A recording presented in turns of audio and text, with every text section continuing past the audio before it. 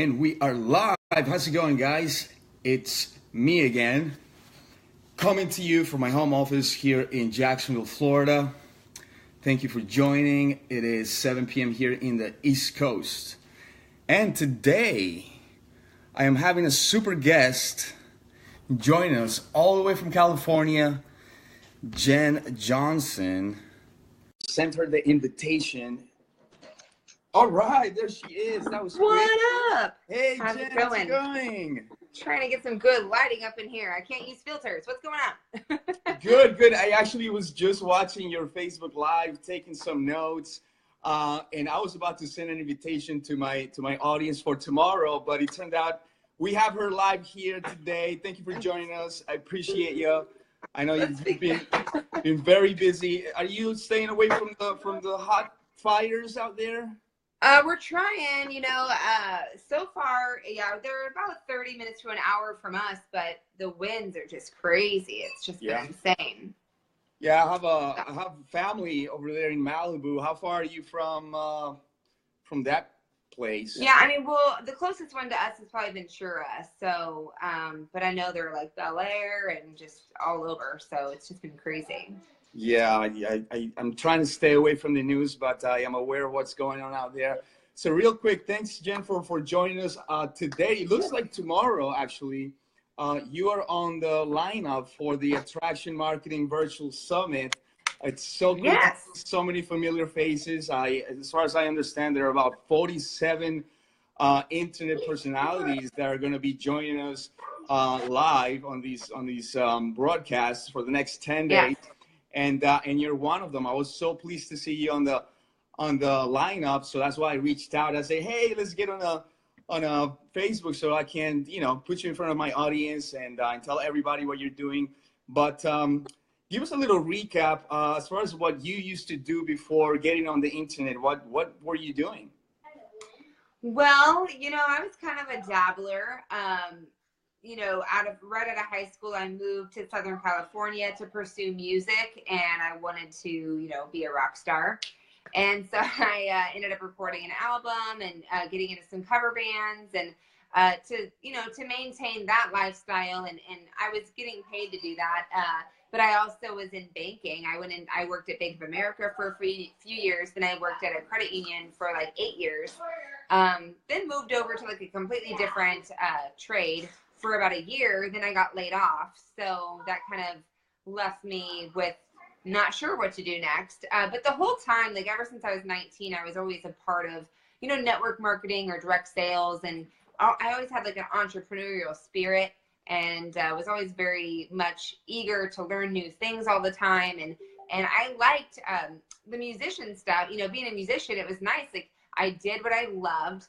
And I wanted to do more of that. I wanted to be able to set my own schedule. And, my husband's a full-time musician and he does what he loves. And I just wanted to have that for myself. And I didn't want to go back to a job once I got laid off. Wow. Yeah, that's amazing. How so many people in the banking industry just had to reinvent themselves, when the bubble just burst. I have family, who had to reinvent themselves, the same corporation. So thanks for sharing a little bit of what you used to do before. So a lot of people out there are not exactly sure what attraction marketing is. And this is a question that I'm asking across the board to my guests that are going to be on this summit, because a lot of people have seen friends, family, maybe strangers making it happen online, but they're not sure what they're doing.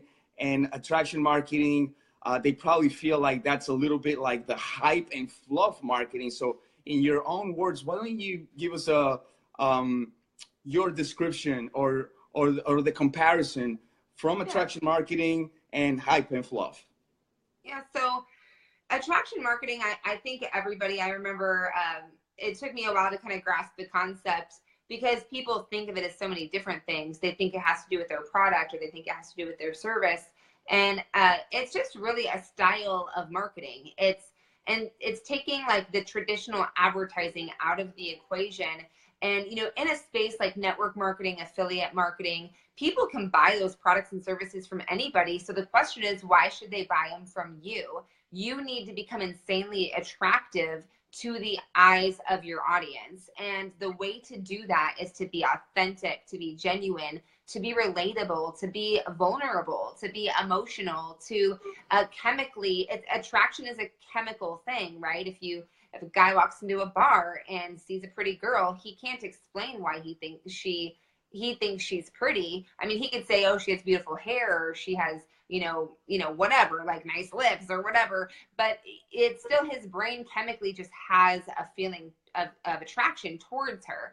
So it's the same way inside of marketing. A lot of people can be attracted to want to work with you for a lot of different reasons. It could be that you're funny, or that you're someone that loves to have fun, entertaining. It could be that people relate to you because you're a single parent, or a lot of people have been coming towards me lately that are actually believers, because I'm kind of putting more out there, like things that I really want to talk about from a business standpoint, but from a biblical standpoint. And that's, I share my faith, and it's something that I really feel, whatever, as a believer, I want to incorporate my ministry. So, and that may repel some people, and certain things that you do will either attract or repel people, but you need to learn to be okay with who you are, because then it allows you to find the right people. You're not looking for everybody. As my mentor, Diane Hockman, says, you're looking for people that are looking for you. So that's right. That's cool. And since we have you, and probably a lot of mothers will probably be looking at this broadcast, what kind of message would you send to these amazing moms who are doing what they have to do to raise a child, to raise a family, but they think that they don't have time to take on another project, and they haven't really been informed of what's possible out there for as far as making it happen on the internet? Well, something that I learned from Chalene Johnson, actually, someone that I love. There's always a focus. There's a lot of different key elements of life. There's spiritual, there's financial, there's your family, there's relational, there's physical. I'm in a time in my life where I got to be really working on my health right now. And there's always a focal point. And as much as, of course, I love my kids and my family comes first, but sometimes your family comes first in a different way, like in a way where you need to be able to financially provide for them, right? So essentially the financial aspect kind of starts to take on more of a precedent.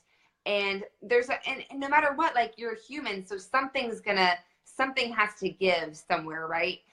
Right now I'm doing this with you, and my kids are just in the backyard playing, and they understand when I say, hey, mommy has to do a live, is that cool? Like, I kind of let them, have a little bit of like decision time with that, if they, obviously I just want to make them feel like it's their decision, even though it's actually happening.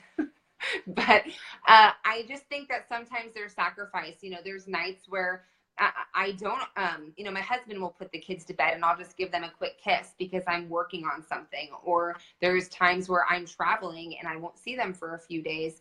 And I think when it comes to hard work, when it comes to setting up your future, your future for success, there's going to be sacrifice, and you have to learn to weave the two together. And I like to be transparent about that, because there's just times where I feel like I have ignored my kids. Honestly, like, I'm like, man, I've just been working so much lately. And then you just have to be aware of that, and then just say, you know what, I need to just step aside from it. Like today, I literally started Christmas shopping today. I'm just like, I just stopped working and, stop doing the do that I usually do. And I need to go do this, and you just got to recognize that, that happens. But if you're it just depends on where you're at in your life. I'm at a point where I really want to semi-retire my husband. He loves what he does, but there's an aspect of what he does where he would like to get rid of that piece, and I would like for him to be home sooner. So because of that, I really put all I can.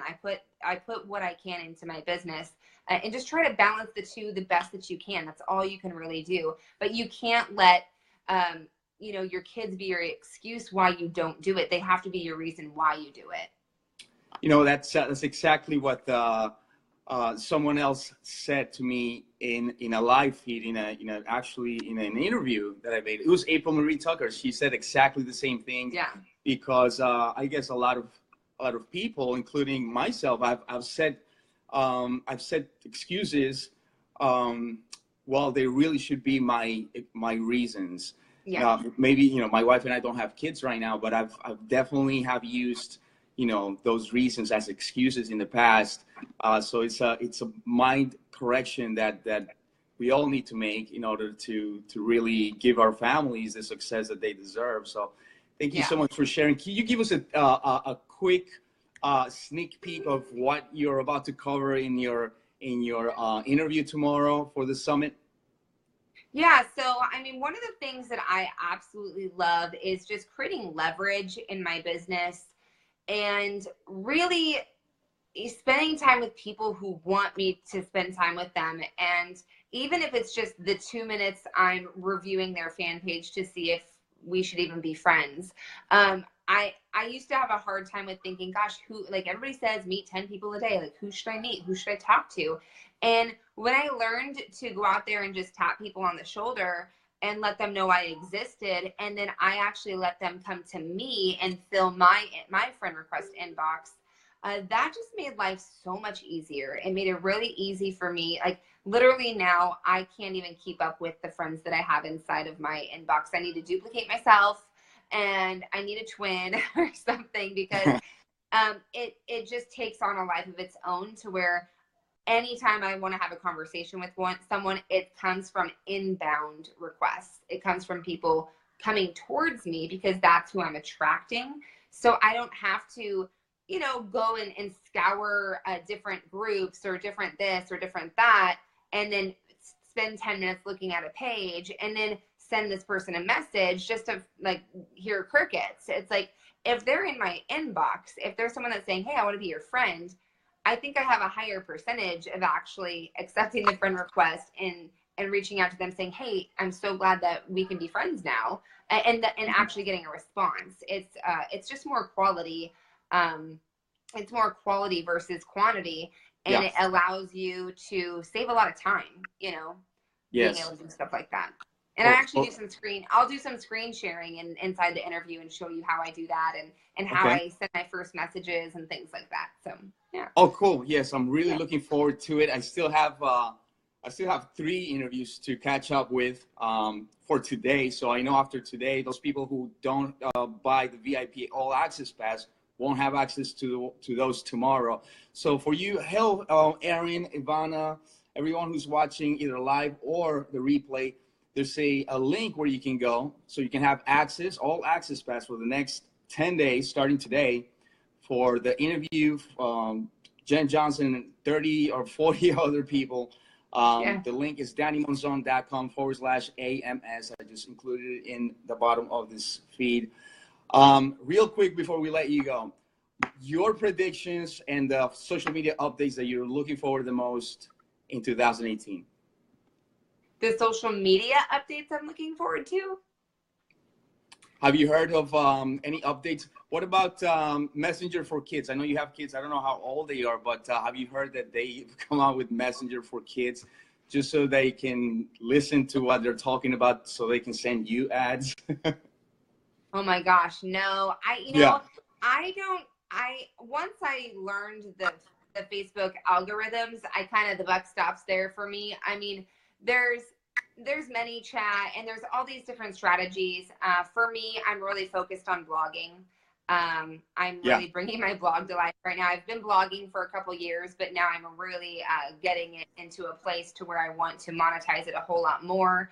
And for me, like, the key word for 2018 is leverage. It's just, you know, playing the long game, setting up things that may take longer, like things like building an email list and blogging, and you know, I have a course that I've put together that I want to launch, and just, you know, doing stuff that will set me up long term.